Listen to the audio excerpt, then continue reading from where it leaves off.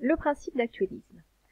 Alors, ce principe d'actualisme, c'est un principe qui a été énoncé par plusieurs géologues dès la fin du XVIIIe siècle et qui a été repris par d'autres scientifiques au cours du XIXe siècle. Le premier à l'avoir évoqué de manière assez simple, c'est James Hutton, sous une petite phrase qui est la suivante: le présent est la clé du passé. Donc ce qui se passe actuellement nous permet de comprendre ce qui s'est passé il y a quelquefois fort longtemps. Ce principe il va être repris, comme je le disais, par Charles Lyell, par Constantin Prévost, sous des formes quelquefois un petit peu plus complexes, mais qui traduisent finalement toujours la même grande idée. Donc le principe d'actualisme, c'est celui qui postule que les lois qui dirigent les phénomènes géologiques et biologiques actuels sont les mêmes que celles qui ont existé par le passé. Alors concrètement, avec un exemple, qu'est-ce que ça donne ?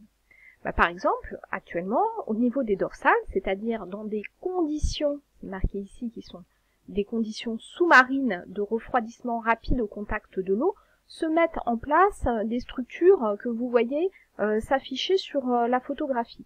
Alors ces structures, elles sont arrondies, ce sont des basaltes en coussin, qu'on appelle aussi des pilolavas. Pourquoi ces structures se forment ? Parce que le refroidissement est extrêmement rapide et violent, la lave qui arrive et à très haute température, elle se retrouve en contact avec de l'eau de mer qui a une température bien inférieure, et donc ça cristallise en surface et ça forme ces espèces de grosses masses arrondies.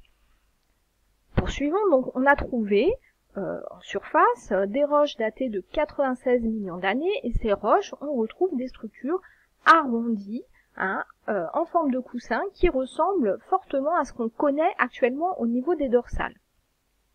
Donc la question, c'est quelles conséquences on peut tirer de ça si on applique le principe d'actualisme. Et si on applique le principe d'actualisme, c'est que ces roches qui sont datées de 96 millions d'années, elles ont dû probablement se former dans des conditions similaires, c'est-à-dire sous l'eau.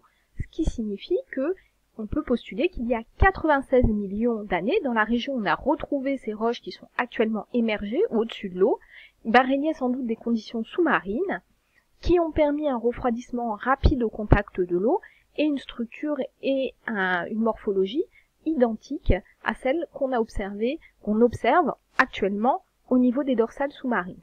Donc ce grand principe d'actualisme, il est très important, notamment en géologie.